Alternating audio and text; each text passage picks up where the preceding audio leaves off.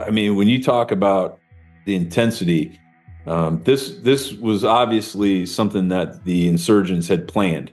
A complex, coordinated attack on multiple locations within the city, targeting key strongholds, key avenues of approach, main roads, supply, logistics facilities. They had staged and they had rehearsed this, and they got close within hand grenade range. That's how close. So, however far you can throw a baseball in your backyard right now, just imagine you got 4, 12, 20 guys trying to hop your fence and smash your windows and do bad things to you in the middle of the night. And that's what everybody in the entire city was dealing with. It wasn't just the 4th Platoon, Echo Company, 2nd Battalion, 4th Marines. This was the entire task force across Ramadi from the east to the west of the city. Welcome to Heroes Behind Headlines. I'm your host, Ralph Pizzulo. Our guest today is Scott Huesing, former major in the U.S. Marines and author of the heartfelt, harrowing, and best-selling book, Echo and Ramadi, which is his first-hand account of leading Echo Company, 2nd Battalion, 4th Marines in urban warfare in some of the bloodiest battles of the Iraq War. Scott pulls no punches as he describes combat without rules against a ruthless, relentless enemy that hid among the civilian population and wore no uniforms. And he brings to life the fears, struggles, and concerns of the brave Marines who served in Echo Company, who were bound together in honor and brotherhood. Few people can begin to comprehend the traumatic events suffered by our military in Iraq over a decade ago, facing IEDs, ambushes, and sniper attacks, and what it was like to lead those Marines and notify the families of the victims. And even fewer can effectively communicate the experience of such violent combat to others in a war whose purpose was often confusing even to the brave men who fought it. In the end, Scott writes, and I quote, "I never really had a metric for success in Iraq. The only metric I had for myself was bringing as many Marines back home safely as I could." It's my great honor to welcome retired U.S. Marine Major Scott Huesing as today's hero behind the headlines.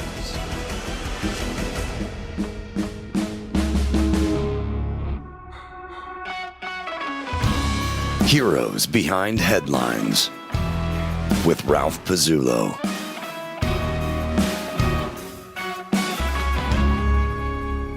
Let's just start out with, if you could talk a little bit about your background, where you grew up, how you got into the military, why you chose the Marines, and how you ended up in Ramadi, sort of at the height of the Iraqi war. Yeah. Thanks for having me on. This is a great show to be on, and long overdue, I think. And thanks to our good friend Ben Sledge for setting this up. Absolutely. My background is no true confession. I get a phone call from this guy. He says, "Hey, man, you got to come down here and meet these guys." I'm thinking, who are you talking about? He says, I joined the Marines. I said, "You got to be kidding me." And so I took a beat and, I thought about it. And, prior to that phone call, when I was standing in the kitchen in Waukegan, Illinois, just north of Chicago, I'd led a pretty high risk life. I used to fight, my first car was a motorcycle, used to race, drinking underage, getting chased by the cops, getting caught by the cops, and, barely squeaking through high school. I managed to geek out with a stellar 1.24 GPA. I always challenge anybody in the show, like, try and beat that. Almost impossible. But I take his advice. I go down to the recruiting office, and when you walk into a recruiter's office, it's got all this camouflage, and they're in their uniforms with their medals, and man, they're good salesmen, and they talk pretty good game, Ralph. Yeah. Once they were finished, I thought to myself, I have never met a bigger group of risk takers than these guys. And right there, that was it. I Yeah. enlisted, and That's where I belong. yeah, yeah, I Yeah. went to boot camp and fought in Desert Shield, Desert Storm, and then realized the value of education. And I hung up my rifle. I was still in the reserves as a machine gunner. Went to school at Illinois State and did much better. Hmm. Graduated in 3 years with a 3.0. And I share that part of the story because it's kind of a testimony Yeah. to what the military provides for young Americans, especially people like me, Yeah. men and women who, are really seeking out some sort of structure, discipline, and the Marine Corps gives you that in spades. Right. So, I share that because I think that's a real strong message right now on the social landscape, because we're in a real recruiting crisis right now, and it's not a problem; it's a Yeah. crisis. And I've been working with that. Fast forward through college, I get my commission as an officer in the Marines, and some 15 years later, I wind up in Iraq's deadliest city in Ramadi, where that was the height of fighting at the time. And Yeah. I wrote Echo in Ramadi to not just as a historical piece to capture that battle, because it was very significant battle, and it's a mind blower to me to think that in a couple months we're going to be, remembering the 20th anniversary of that Wow. battle. Yeah. So if I get more gray in my beard, I'm thinking, geez, man, Yeah. that's crazy, man. It's, modern history. But it was a very significant battle in comparison to, and alike to, the Fallujahs, Baghdad's, Kandahar, on both theaters in Iraq and Afghanistan. So I wrote the book, and it really shares it's not a war story, because you've read through it. It's really a story of people and the amazing section of our country that volunteer at such a very, very young age to fight and survive under the deadliest conditions we've ever experienced. And that's what thrust me into, as a older captain at the time, being prior enlisted and fighting and serving alongside some of the greatest men and women Yeah. in my career of 24 years and 10 deployments. I really would not be sitting here with you today if it wasn't for their bravery at every level. It really was inspiring. No, you describe an extraordinary group of people, and you feel the sense of camaraderie. And here you are, like 200 and what was it, 48 men, all highly trained, like thrown into this sort of impossible situation. And you're right in the middle of the Sunni triangle, right? Like this is the worst place in Iraq, and continued to be the worst place, and probably continues to be the worst place. This was sort of the center of ISIS when they eventually took over and so on. What was it like arriving in Ramadi at the end of 2006? What was the city like? You describe it in your book, and it's pretty vivid. For those that aren't familiar with that period of history, that was at the time the war had really been ebb and flow, and the insurgents and fighters in Iraq specifically would fight in a city, Fallujah, Baghdad, Ramadi, and we had enough forces in country where I liken it to a game of whack-a-mole. Yeah. For those that grew up with Chuck E. Cheese and smashing the mice, Yeah. we would hammer them down in these cities into fine powder, and they'd go to ground, and then they'd find another area of weaker resistance, and then they'd pop back up, trying to establish a stronghold. So in 2006, when General Bush and Dave Petraeus and General Abizaid ordered the surge strategy, that really allowed our higher level commanders to commit an additional 20, 30,000 troops in Iraq specifically. And that allowed us to apply pressure on all of those pockets of resistance. So now they had nowhere to pop up. Yeah. At the time, Ramadi just happened to be the city that they chose to fight us in. And we're talking about a city, Ralph, of 300,000 people. This is urban environment. It really redefined what the Marine Corps, what soldiers knew about urban fighting, because the city itself, to describe it, was literally boiling over with fighting. I mean, just spilling into the burners. Yeah. That's how bad the fighting was, because it wasn't a matter of if we were going to get in a firefight. It was how long and how many times that day, where we were fighting anywhere from 5, 6, 7 times a day in direct contact with a very well-trained enemy force. And my company, which was also supported by the U.S. Army, which is who I worked for, Task Force 19 Infantry at first, those soldiers and Marines came together, and it was remarkable to see the intensity of the fighting. Again, some firefights lasting, over 5 hours in direct contact, and really, really challenge these young men and women to fight and survive, because we're talking about such a congested area. Yeah. Any urban environment that you can think of in any city that's 300,000 plus. That's what we were doing day in and day out, living in the city, living amongst the people. And it wasn't all bad guys. Yeah. There were civilians there Right. that were not collateral damage. They were people. And so that was another challenging aspect, is you're fighting street to street, house to house, door to door, room to room. Yeah. Is that you're doing it with all these families In a living city where people are sending their kids to school and going to work and so on, right? Well, at the time, all of the infrastructure had shut down. We had crippled it. Okay. There was no internet cafes. There was, very few businesses up and running. In such an oil-rich nation like Iraq, the city of Ramadi had one of the few working gas stations, and there was, a gas day where people would line up. But they were so afraid to even get gas in their cars. Wow. They would drive all the way to the western part of Iraq to cities like Rutba, which was like a giant Love's truck stop of Iraq, where they would fill up and get gas. It was, imagine driving 3 hours Yeah. where gas is basically free. Risking your life to get gas. Yeah. Wow. Most Americans can't comprehend that type of struggle under wartime conditions. And I think they're getting a good glimpse of it too, as they look at the conflicts going on the world stage right now. Yes.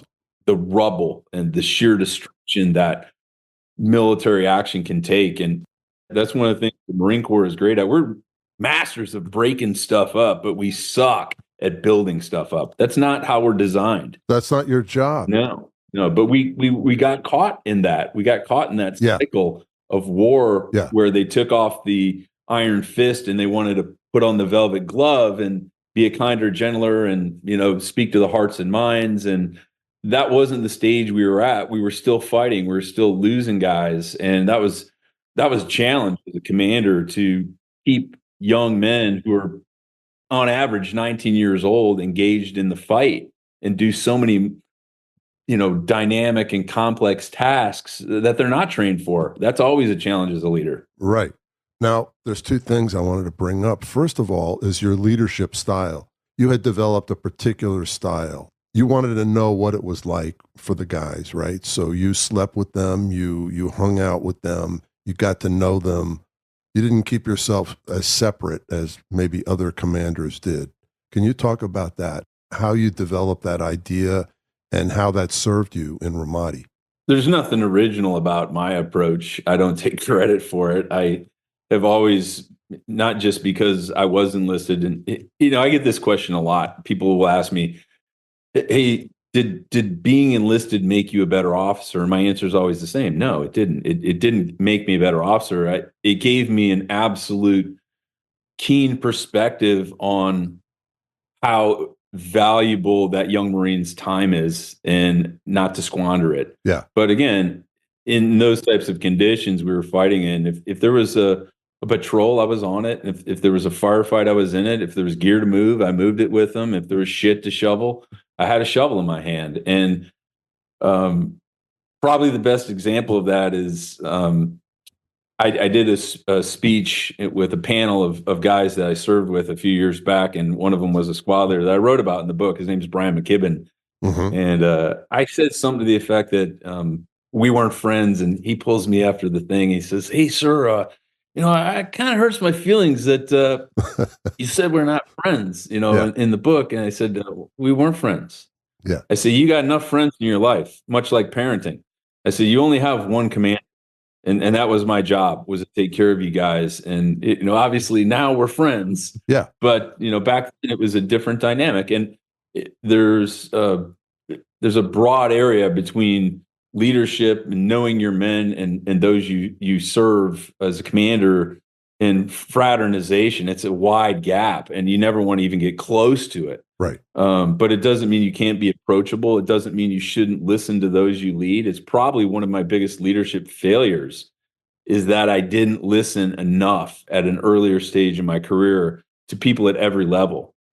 Mm-hmm. Luckily, in Ramadi in 06 and 07, I had taken all of that on board from some sage mentors of mine. But, that's something I talk about across the country to corporate and private sector is listening to those you lead. And you'd be astounded how many people say, yeah, it took me about 15 or 20 years to figure that I needed to start listening. Yeah. And trust me, man, that the irony is not lost on me, or maybe it's tragedy. Yeah.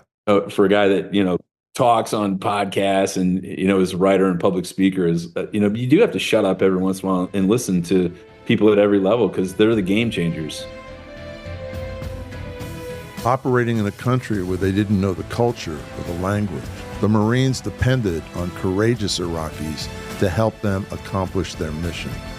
I say courageous because for the mere act of working with the Americans or coalition forces to earn money for their families and help support the cause of a free Iraq, they were often branded traitors by the insurgents. For simply collecting trash at a coalition base, an Iraqi could be shot or even dismembered. No native skill was more in demand than that of the translators, or Terps. Not only were they commonly targeted for assassination or kidnapping by the insurgents, but their families were too. Many were baby-faced teenagers or men in their early 20s who risked their lives to help coalition forces, like the Marines and Echo Company, fight and win.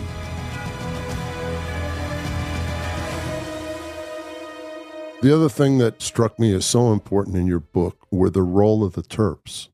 These are people who their English skills varied, and they were also putting themselves and their families under some peril because they were obviously targets for the insurgents, but yet they took the risk. It was a part of the story that was really important to me because we call them from a planning aspect, interpreters, military working dogs, we call them enablers. All of those people, those strange cats and dogs that kind of bring a lot of technical expertise that your basic infantryman just doesn't have.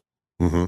For those guys, again, I think that a lot of the soldiers, a lot of the Marines, even the commanders, that they really took what they were doing for granted. And they did it, again, very young guys. Yeah. I mean, the story I wrote, and a lot of it came directly from the interpreters we have. And it's not in the book because it happened afterwards. It's a whole chapter about my amazing interpreters, two of them anyway, which are emblematic of all of the interpreters that were assigned to my company to help us fight and win and speak the language. But Big Sam specifically and Ford, we got them over here, both American citizens.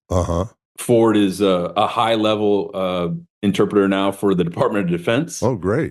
Still terping it up. And Big Sam, I was actually honored to fly out and watch him get sworn in as an American citizen almost 4 years ago in Tampa. And that day, no lie, that day, where we see him and 100 other Americans being sworn in and saying the Pledge of Allegiance for the first time when it counts. Yeah. He says, "Sir, I want to go to the recruiter's office and join the Marines." I said, "You're not joining the Marines." I said, "You're definitely not. You're definitely not going to enlist." Yeah. Because at the time, now Sam had his degree from University of Baghdad.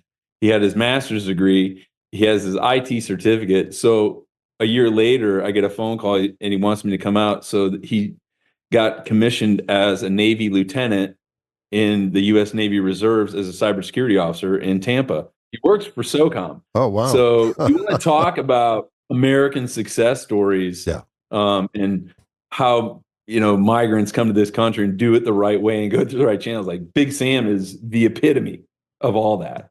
Yeah, I'm so happy to hear that.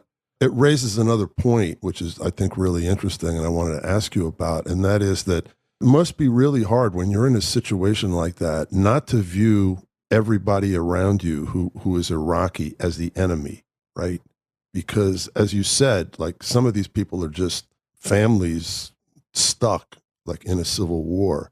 And you describe, some of these incidents in your book where you're doing patrols and you're looking for weapons and you go into a house.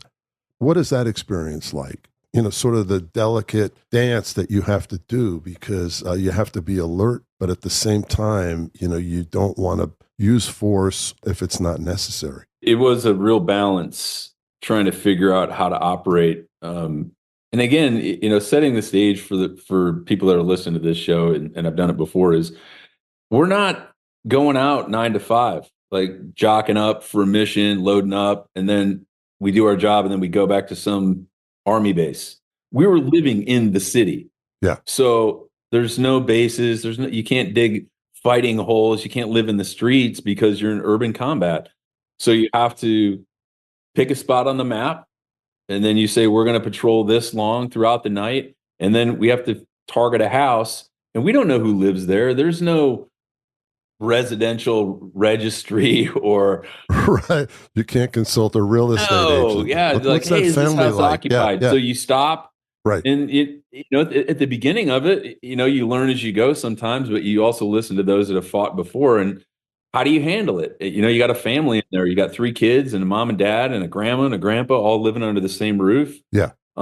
There were times where we would kind of put them in a room and post a guard on them and let them go to the bathroom throughout the night. And sounds kind of, oppressive, but I have the responsibility of taking care of almost 300 Marines, and they've got to be inside when the fighting's going on during the day. Right. And other times we'd roll in, the house would be vacant, we'd occupy it. Other times we'd say, hey, if you got family, you should probably go live with them, because it doesn't take long for the insurgents to figure out where a platoon of Marines is hunkered down in one of these houses as we're patrolling, clearing through an entire city. Mm-hmm. And they want to light us up, during first light and see if they can take a couple shots. So we'd always try our hardest, Ralph, to safeguard the families and respect them too.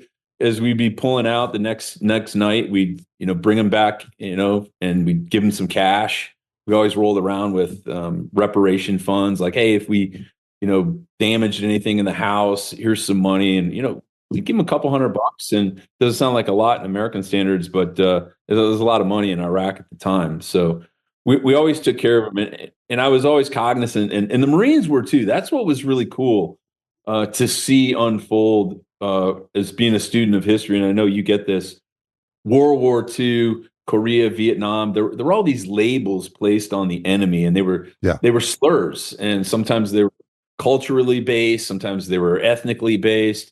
We never did that. It happened occasionally, I'm sure, but it was always the enemy or mm-hmm. the residents of the city. And I think the Marines really understood the culture of what they were going into. Some spoke the language, if nothing more than greetings. Yeah.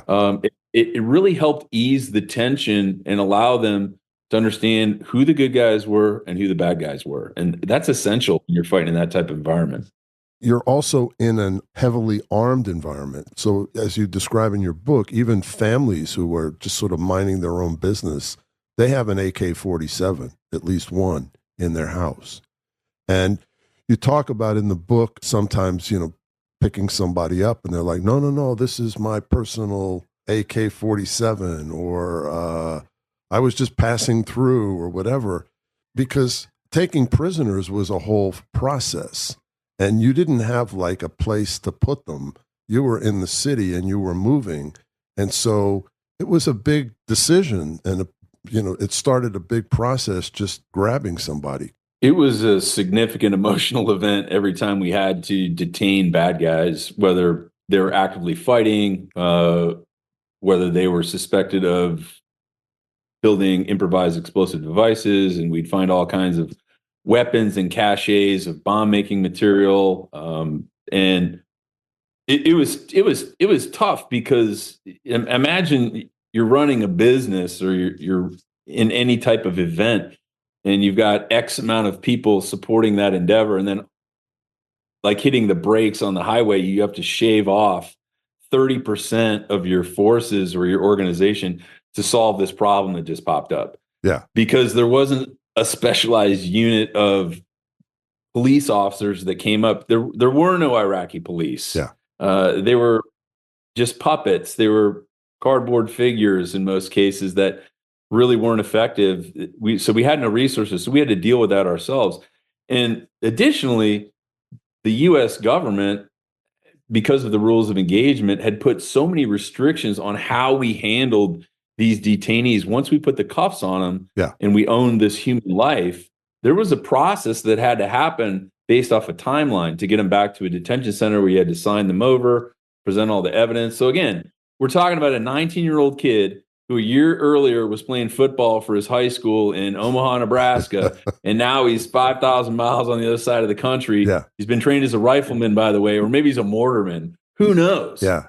And they have another human life they're responsible for to safeguard, put them on a truck, drive them through this shithole of a city back to a detention center, and hand them off to some strange army unit. That's a lot of responsibility for a 20-year-old kid. Well, and also driving back, he's driving through an IED field, right? So there's like danger involved. You described some of that in your book where they pick up a guy and bringing him back, it becomes like this whole drama because, you know, they know the road that they're going over is, I mean, you guys used to drive really slow because you had to clear the road. So it's not just like police in the United States. You just pick them up, all right, take them back, and, you know, we'll question them at the police station. It was like, you know, this whole elaborate process. So for you as a leader, I'm sure having to factor all of these things all the time, and they're popping up continuously.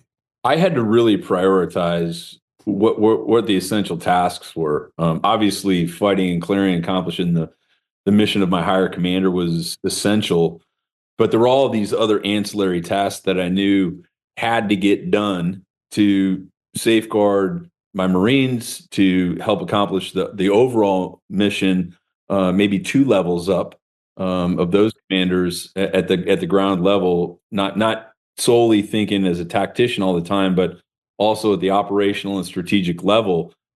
You have to be thinking about those things continually. Yeah. To really be effective in any organization. It's not exclusive to the Marine Corps or the Army. It's true in the private sector as well, as always identifying those gaps and surface areas, 2-3 steps ahead of the fight. Mm-hmm. That's what I had to do. There were times where I was engaged. I was actually in dozens of firefights, and at one point I'm thinking, the commander, if he's shooting his rifle, things have gotten pretty bad. Yeah. And I had to do that on occasion, but overall, the commander is really a force supplier. Yeah. You're down there with your guys. You're getting in the fight as an infantryman, but you have to be a logistician.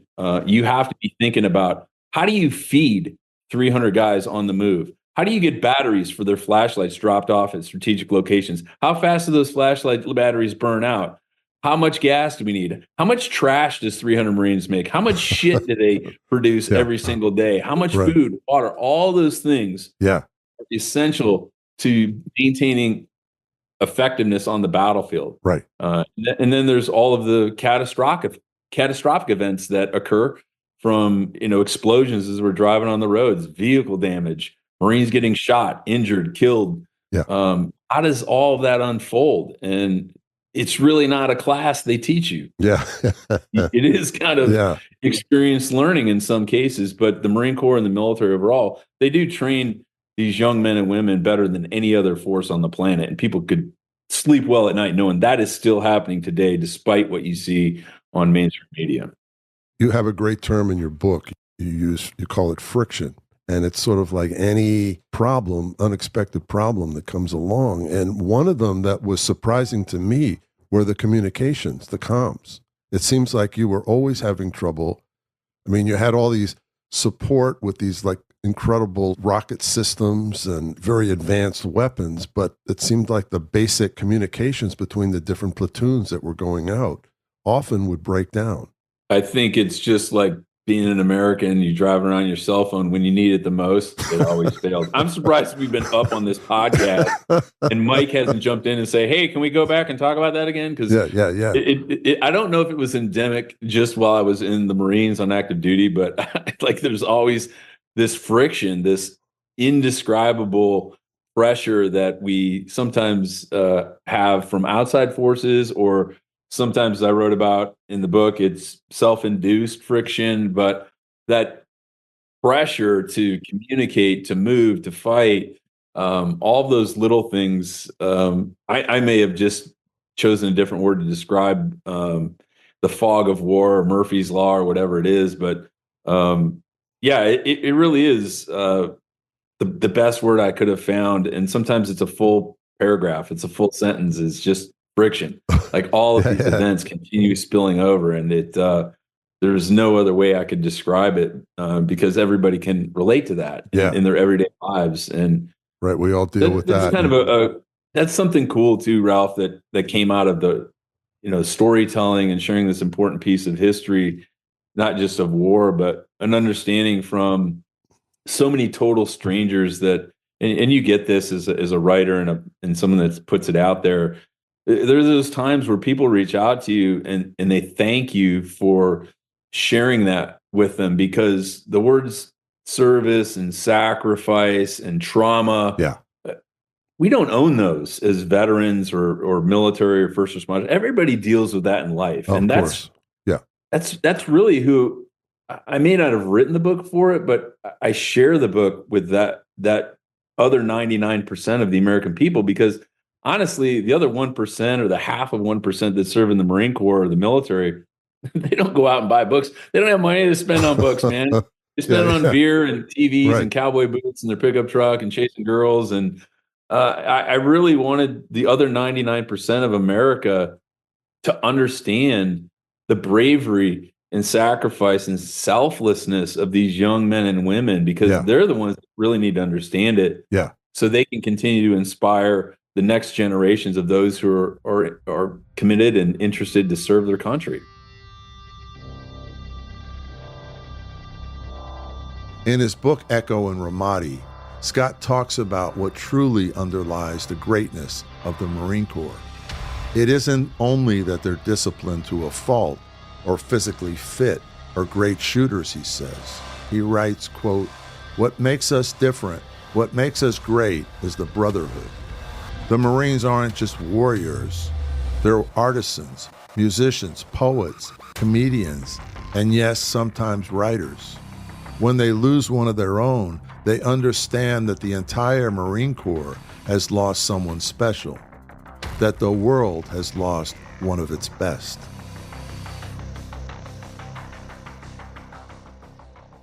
There are a lot of inspiring stories in this book, and if you don't mind, let's talk about a few of them. For example, Sergeant Johnny Espinosa. Can you talk about him? Because he was injured, I think probably the first guy in your company who was seriously hurt. That's a great story that unfolded. Sergeant Jonathan Espinosa, we called him Espo. He had fought as a young lance corporal 2 years before that in Ramadi when the battalion was in there at the outset of the fighting, and then back as a sergeant in charge of 15 Marines in his squad. And you think about a sergeant in the Marine Corps, this salty gunslinger kicking doors in, chiseled jaw and all business. He was 22 years old. That's how rapidly you mature. Sergeant Rock with like a cigar, clenched in his teeth. Yeah. No, it's, and even those guys, you look back in history, all of these heroes that are emblematic of everyone, they're young guys. I mean, it's a young man's game, make no mistake about it. But Espo was, the Marines loved and feared this guy because he was all business. And then during a really highly kinetic firefight in the bowels of the city, fighting alongside the Army, we had gotten a platoon pinned down. I get a call across the radio. Sergeant Espo's been shot in the chest by a sniper. And I'm thinking, he's dead. But he didn't die. They medevaced him out. We kept fighting. So now I'm out of squad leader. One squad leader is gone. And, I write about this too in Echo and Ramadi, was when you lose a Marine or soldier on the battlefield, you just have blind faith that they're going to be taken care of, and there's a process. You don't know where they go along the steps. But, he survived, and it wasn't until I was writing the book And I did over 100 interviews with the Marines and the families, Terps, and everybody. And I got a hold of Espo because he had come up in a couple other stories that I wanted to share. And again, taking my own advice, I told him what we were doing, and I finally shut up and listened. And Espo, who's not a real chatty Cathy by any stretch of the means, he just unloaded, man, like 3 hours on the phone, and I'm typing as he's talking, just shutting the hell up, just typing. Yeah. And so I write this section of the story, and at the point where I had my editor, she comes back, she goes, "This story is way too long." It was like 7,000 words, which is, it's like 3 chapters. Right. So we had to Right. figure like Espo part 1 and part 2, which is this amazing story of things, again, that you think only happen in the movies, but this happened not only in real life, but in my organization, in my company, where this guy's shot by a sniper. He's flown out. He's medevac to a hospital. He escapes from the hospital on his own volition, shanghais a couple of helicopters to get back to his men.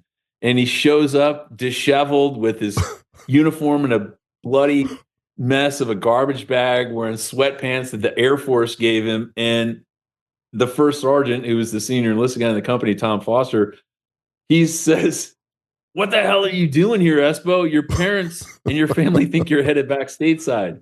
Yeah. So it was one of those things that was revealed to me because none of this was known to me at the time in 2006. And, I started writing the book in probably around 2015 or 16. And, it was about 10 years later, which was the perfect time because it had allowed all of the people that I write about to really decompress a little bit and process all of those pieces of trauma that they endured at such a very young age. And, long story, or the conclusion of that whole thing is Espo winds up, he just retired from the Marine Corps last year. I went to his promotion to Master Sergeant when he got promoted, and he is in the civilian sector now, but after 22 years of service, he's joined the civilian ranks. But yeah, it's a great story.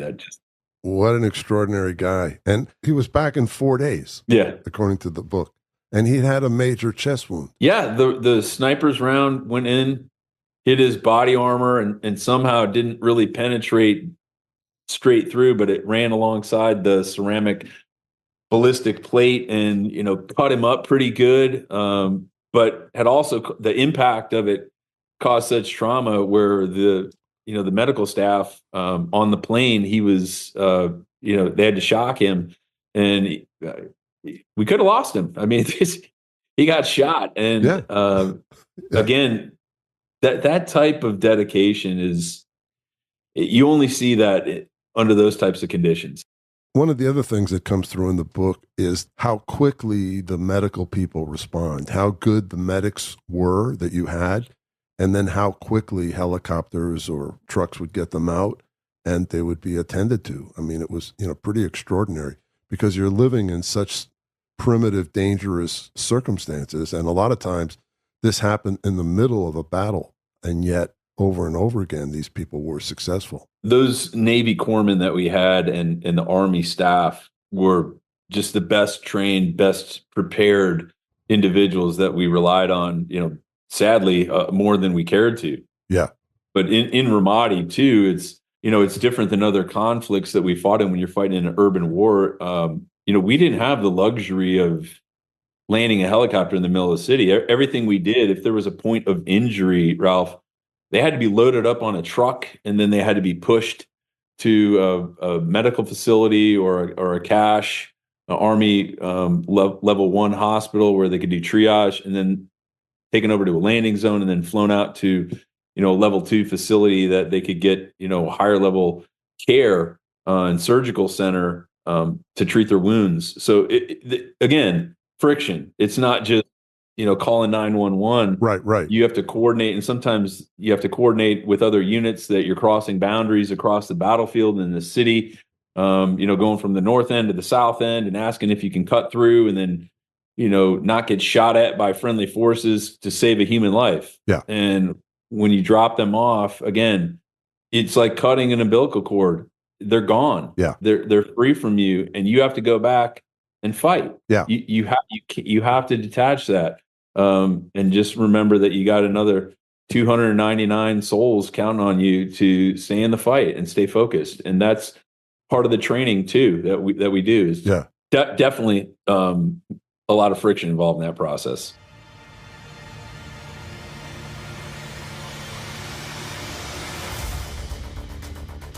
In 2006, even after 15 years of service, Scott couldn't describe the chain of custody for a Marine who died on the battlefield. First Lieutenant Mike Perkins, call sign Dolby, could. He had flown many fallen Marines back to the States and explained, quote, "The first time I ever saw a fallen Marine move from the air station to the plane, I couldn't help but be emotional. I remember thinking that if anything happened to me, they, the Marines, would take care of me. Watching the ceremony, you knew that no matter who it was, they were your brothers. I knew every single person on that flight wanted to do everything possible to make sure that their fallen Marine was absolutely 100% taken care of."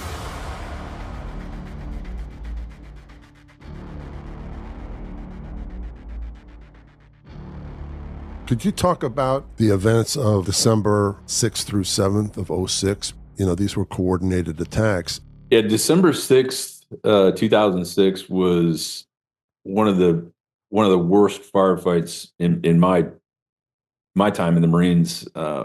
It was also the night that we lost the first Marine in the battalion, Corporal Dustin Libby. And I mean, when you talk about the intensity, this was obviously something that the insurgents had planned. A complex coordinated attack on multiple locations within the city, targeting key strongholds, key avenues of approach, main roads, supply, logistics facilities. They had staged and they had rehearsed this, and they got close within hand grenade range. That's how close. So however far you can throw a baseball in your backyard right now, just imagine you got 4, 12, 20 guys trying to hop your fence and smash your windows and do bad things to you in the middle of the night. And that's what everybody in the entire city was dealing with. It wasn't just the 4th Platoon, Echo Company, 2nd Battalion, 4th Marines. This was the entire task force across Ramadi from the east to the west of the city. And that night, we had just been in constant pressure. And when Corporal Libby was killed, I was at the time in the Tactical Operations Center with the commander, got the call on the radio, and I knew with everything going on in the city, it was going to be hard to get a medevac down there. So I took my convoy of, I think, 3 or 4 vehicles. We shot straight through the city. I have no idea how fast we were driving. And Corporal Libby had been shot in the back of the neck, unresponsive. And I just told him to put him in my vehicle, and we drove back through this gauntlet of fire. It was like a Star Wars movie. There were tracers, like laser beams just flying over the hood, explosions. It was indescribable, just to get him to the combat outpost where he could receive medical care. Then I wrote about it in detail in the book. And, again, that night I had to get back out in the fight. And at the end of it, that firefight lasted over 5 hours. And it really, again, that was one of those mornings on December 7th when all the Marines had found out that we lost Corporal Libby. That was another piece of friction that you had to deal with as a commander is, they lost one of their squad leaders. Like, one of their buddies. How do you get them back in the game? Yeah. How do you keep them focused so that other Marines don't die and get injured? That's a tough thing to do. Yeah. And it was hard for me to, because I loved Libby. He was one of my favorites. I would have never admitted that at the time, but he definitely was. He was a special kid. And that was really tough. And again, that night, it really redefined what we knew about urban fighting, what we knew about how this enemy was going to continually pressure us. But despite the tragedy of losing Libby and having a lot of other Marines and soldiers injured that night, Marines do what Marines do best. They attack and kill the enemy. And if you're keeping score, the amount of guys we lost, we killed a lot more of them. Yeah, yeah. That's not my metric of success, just for the record, Ralph. People Right. always want to ask that. Yeah. Yeah, we're masters at it. But, my true metric of success as a leader and as a commander was trying to bring as many Marines home alive. Mm-hmm. That's it. And the other aspect of this is that you personally had to call his family from the field.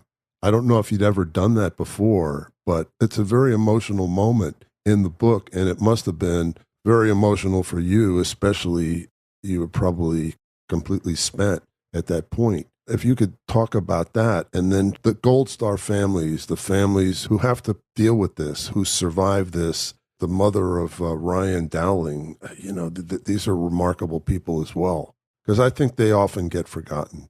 Yeah. Officer Ryan Downing of I think it's Des Moines Police Department, just texted me last night, as a matter of fact. Oh, really? It's really cool too, because I write about Downing's whole sordid past in the Marine Corps. He was a bit of a troublemaker, but he's all grown up and doing great things now. But we stayed very connected, and I think it's under those type of intense circumstances where guys create that bond at every level. Yeah, and when Corporal Libby was killed, that was it was a real huge blow to the Marines, because it wasn't just me that loved Libby. Everybody loved him. He was a character, to say the least. And they don't give you a class on really how to handle this. You write a fictional letter to the parents, but I just knew as a parent, there's no way you can just send some canned letter. Yeah. I had to call. But even, despite being physically fatigued, running on, no sleep in, 2-3 day period, and being malnourished, and it's cold, and you have to fight the friction of that physiology and everything else. But in addition, you also have to understand that there's a process that the Marine Corps has to notify the parents and get permission to call. Those are things I probably didn't write about. It's like there's making sure that you're not the first guy on the phone calling the parents, and making sure that whole process and protocol has been followed. But once I established that through my higher command, I had to make that phone call, and it was tough to do. But again, I did that with all the Marines, and it wasn't the first time I'd had to do it. It wasn't the first time I had lost friends and Marines in combat. But you owe that as a commander to the families, so they know that everything else is being taken care of while their loved ones are on their way home. And what was just rips your soul out too when you're talking to the families and trying to be strong is just the insane amount of love that these people have. Yeah. You can't even describe it, because they lose so much, Ralph, but they just continue to care and love the Marines that are still fighting, because that's what their son wanted. They wanted to fight and serve, and they did it. The families understand the cost that can't be calculated.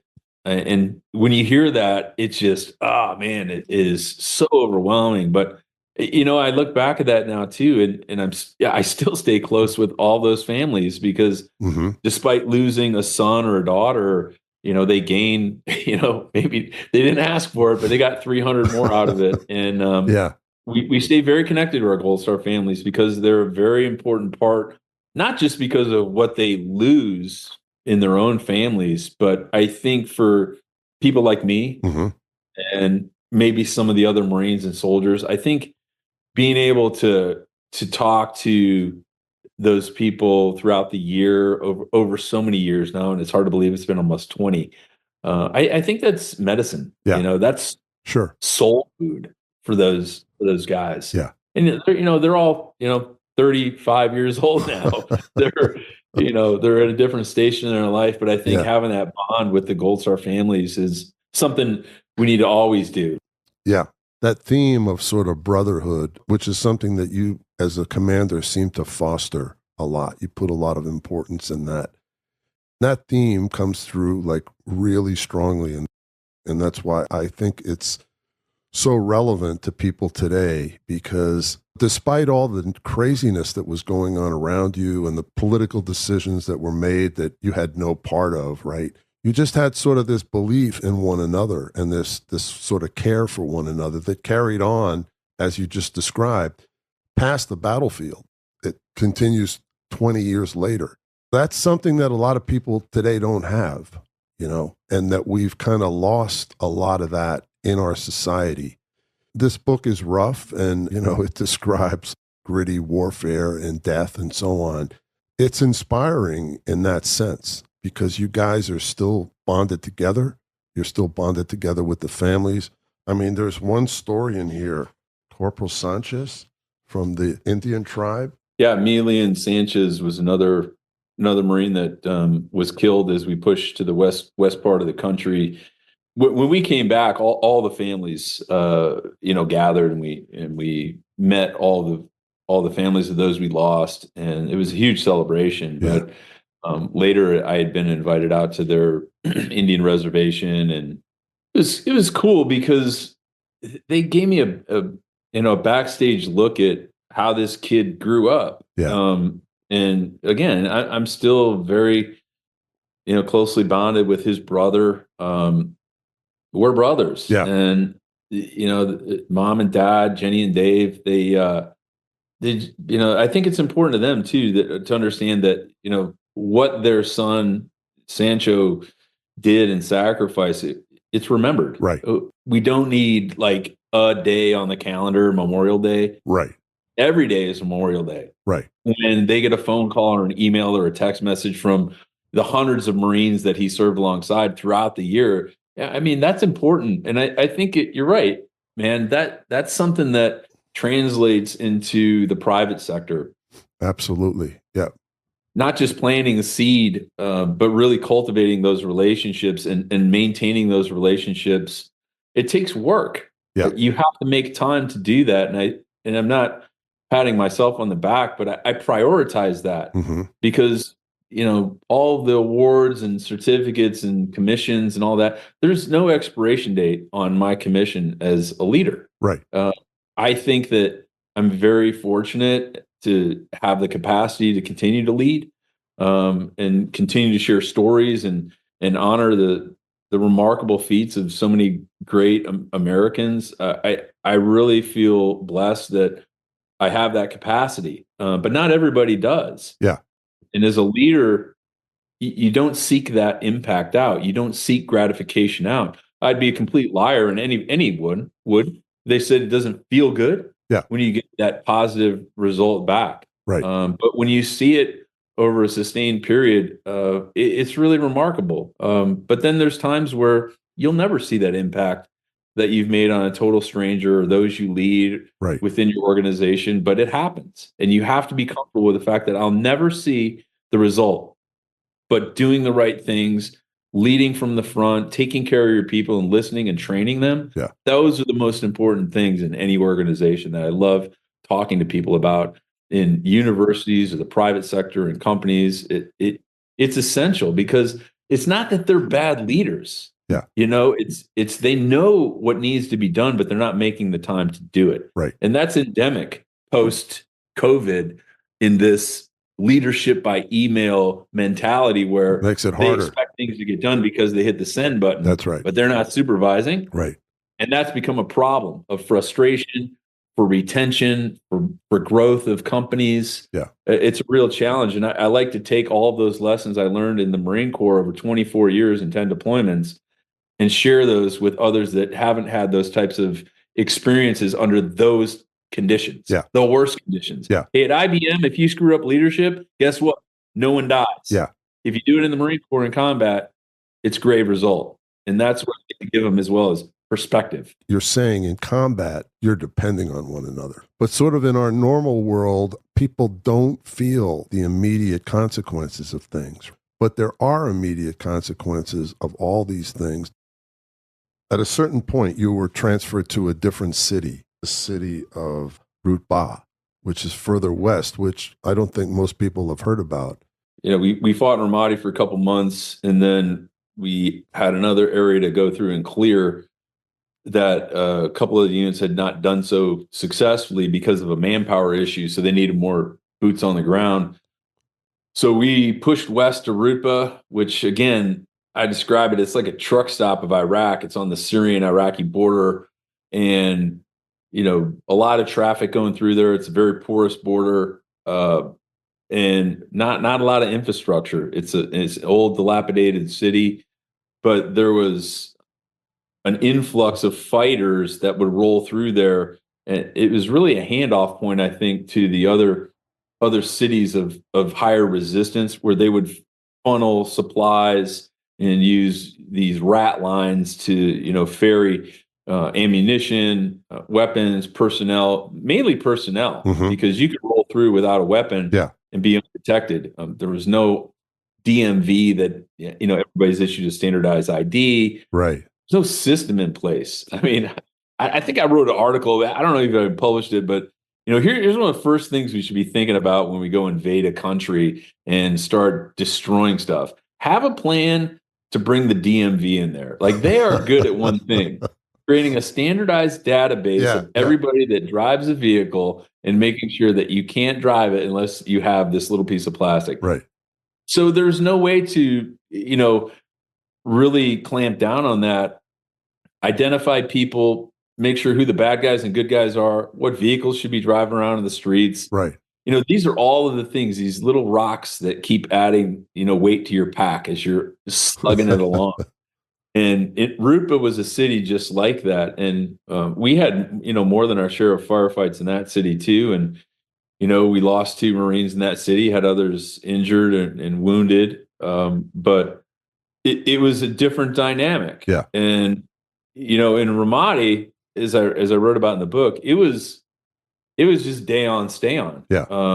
You're fighting at a very sustained rate, almost anticipating when and how long you're going to be in a firefight, and the dynamics and the rules of engagement for who you fought, who you could squeeze the trigger on, were all very permissive. Yeah. Because everybody was assumed to be a bad guy. Yeah. When we pushed west, that wasn't the case. So the rules of engagement became more restrictive. And that's a challenge, because now, as a commander, you got to take this same 19, 20-year-old kid who's got, fire in his eyes and in his heart, ready to do, God's will. And, in Ramadi, this guy was going from 0 to 60 like that. Yeah. Engaging the enemy, bringing lethality to the battlefield, and now transitioning to a different part of the country. How do you take that same kid to go from 60 to 0 without causing more harm? Yeah. Because again, we're operating in a city of over 100,000 people that live there. Yeah. They want to take their kids to school eventually and play soccer and drive their car for the first time. And how do you do that without causing more damage? Yeah. It's, akin to, the Hippocratic Oath, which one of our most iconic generals, General James Mattis said, first do no harm. Yeah. And he took that adage and plastered it everywhere within 1st Marine Division, especially. But it was true. Yeah. You don't have to be a disciple of, Mad Dog Mattis, but it was very prophetic and applicable in that situation. And as you say, these guys were coming in across the border from all different countries. So a lot of them were not Iraqi. That's correct. Yeah. Just like America, we always think this is American hubris. Like, we're above all of this. Like, you look at the current theaters with Hamas, the Ukrainian-Russian conflict, of all these conscripts or all these mercenaries. We're no different, man. Yeah. We did the same thing throughout war. We flood the battle space with anybody who's willing to carry a rifle and do things that we don't want to do for ourselves. Sure.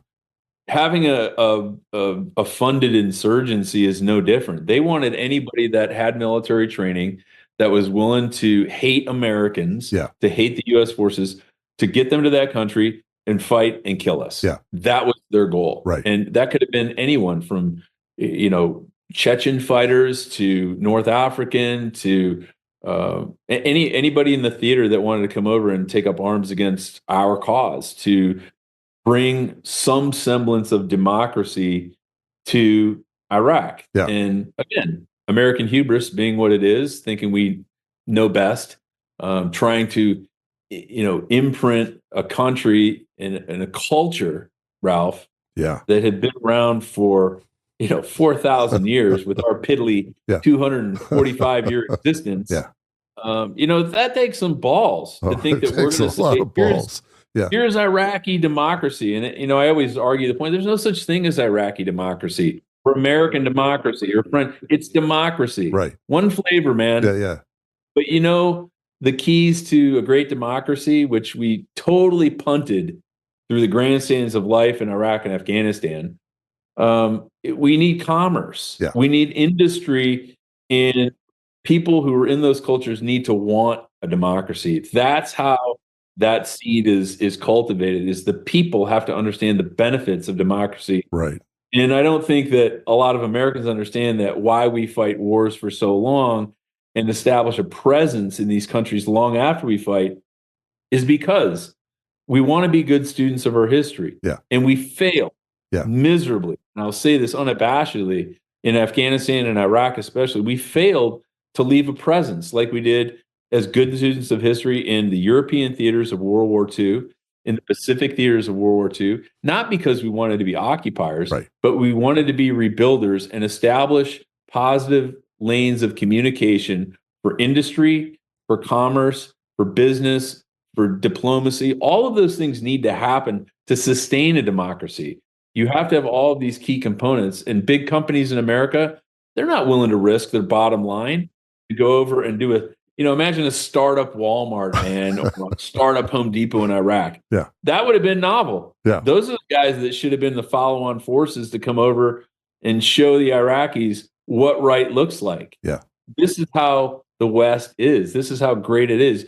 You roll into, your Ramadi Walmart, Ralph, and you get a halal hamburger from the McDonald's, and the kids realize, a soccer ball is not the only toy in the free world, and right. Grandma and Grandpa get their eyes fixed, and but we never did that. No one was able to put the wherewithal to establish that type of infrastructure. It's complicated. We're back there already. Yeah. We've got more troops dying just this last month. Yeah. Smaller scale, but again, we didn't leave a footprint. Yeah. And I think that was one of our biggest failings. Things like the crude example I use with the DMV. Like you got to have the infrastructure we take for granted in America. We can hop out, go to a local Circle K or a 7-Eleven. You can buy everything you want. Right. And we are so very lucky in this country. Oh my God. And oh my God. we take so much for granted. The gas example I used earlier on in the show, man. Just think about that. But think how lucky we are. You can go to a 7-Eleven and get 3D goggles for your phone and milk and juice, and everything is right there in this little thing. It's not like that in these countries. And we definitely need to really think long and hard before we get engaged in another protracted battle. Yeah. We're committing troops. Yeah. To say we're not at war right now is not true. And I think everyone has a false sense of security. But we're at war. We're highly engaged in a cyber war right now. And we're highly engaged in proxy wars. Mm-hmm. It's a great way to fight wars. Mm-hmm. The enemy of our enemy. And Americans need to understand that to sustain what we have, all of these things that we take for granted, these are the sacrifices that it takes from the military industrial complex and the diplomatic process to really sustain this. Yeah. It doesn't necessarily matter what your political affiliations are. It doesn't matter. Yeah, it doesn't. And I've had plenty of conversations, one of which is a good friend of mine, Sebastian Younger. I'm a huge fan of him from an artistic standpoint. But, we've had conversations. His last book that came out, Freedom, which is amazing book. We were having a discussion, and he's a Democrat. I think that should be obvious to everybody. Liberal, maybe kind of closer in the middle.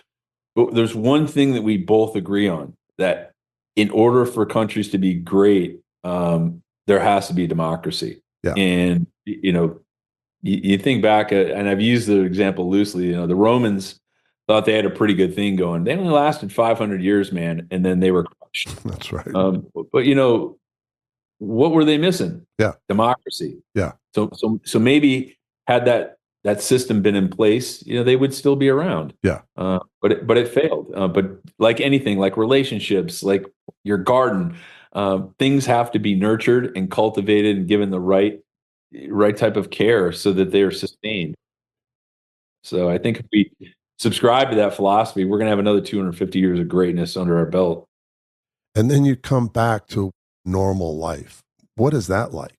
Having been someone who grew up in third world countries and trying to come back to our country and explain it to people my age that couldn't relate at all. So you feel very isolated in your experience. What was it like for you? Personally, I've always been able to compartmentalize things like most soldiers or cops or firefighters. We're masters at compartmentalizing that trauma and just kind of packing it away.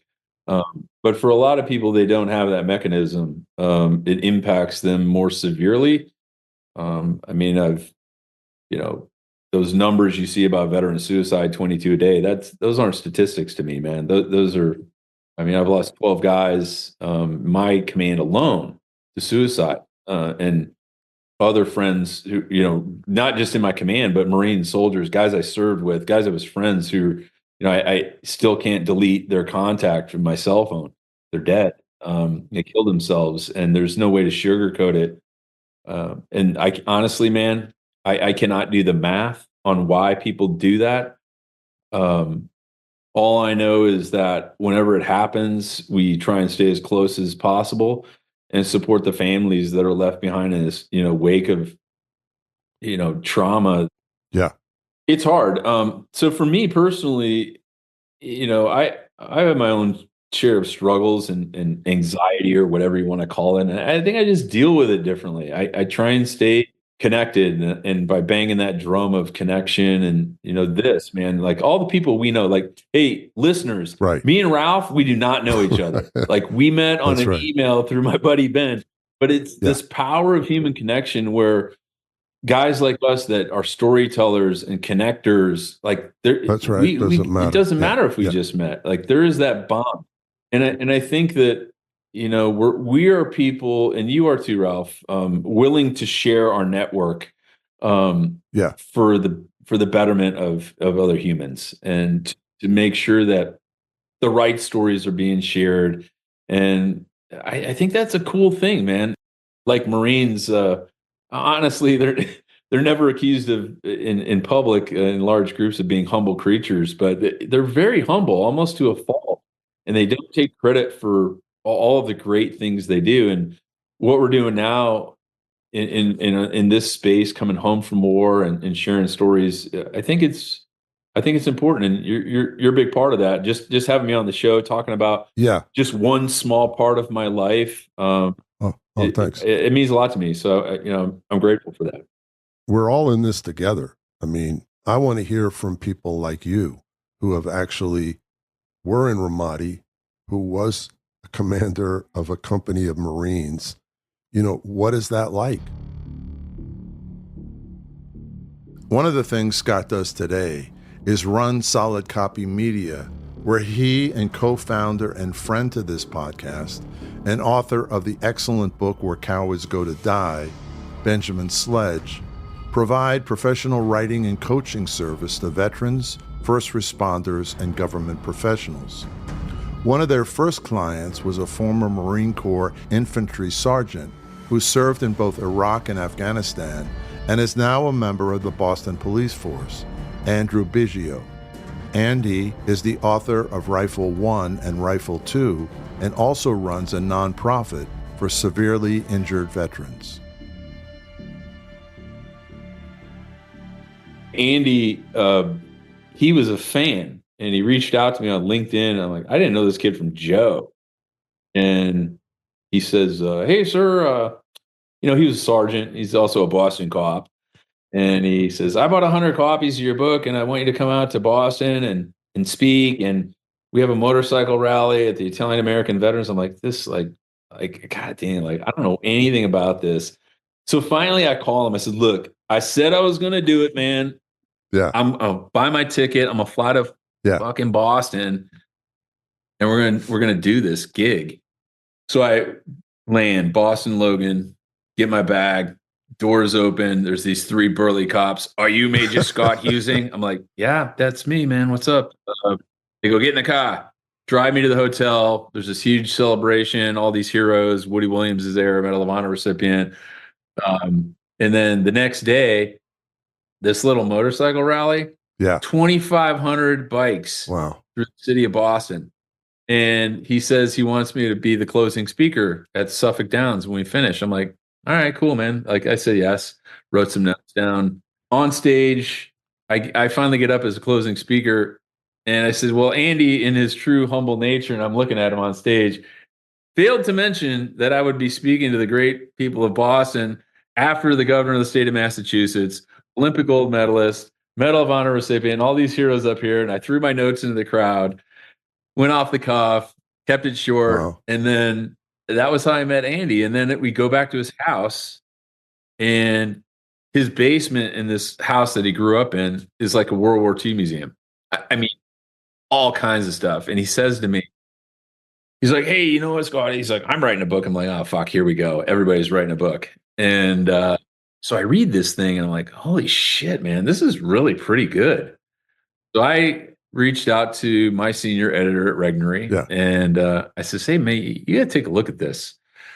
And he knew that if I had read it and put my seal of approval on it, it must be worth a shit. So I called Andy probably a couple months later. I was down in San Antonio, and I said, hey, congratulations, man, you're a published author. And he started crying. And then he wrote the second book. And now that rifle has I think it's got 399 signatures on it.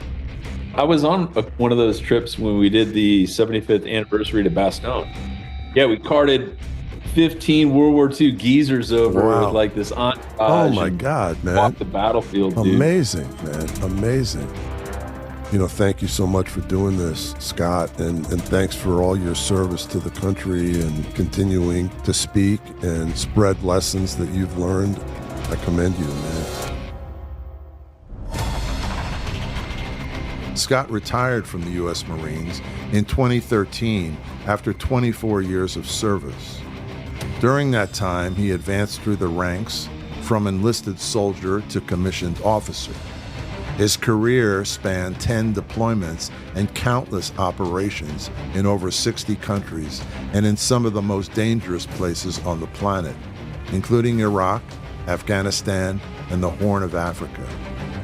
He successfully planned and led his men through hundreds of combat missions.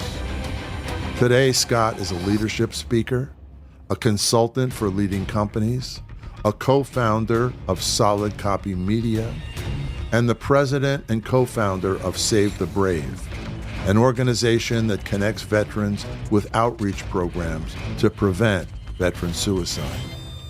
He's also the author of the best-selling book, Echo in Ramadi, which won the 2019 Gold Medal Award, the Best Military History Memoir by the Military Writers Society of America, and was ranked by Military Times as one of the top 10 military books of 2018.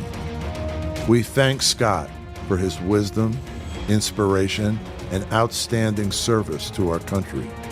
It's my great honor to name Scott Huesing as today's hero behind the headlines.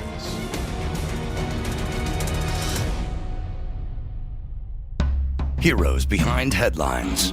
Executive producer Ralph Pizzullo. Produced and engineered by Mike Dawson. Music provided by Extreme Music. For exclusive content, please join our Patreon group at patreon.com/heroesbehindheadlines.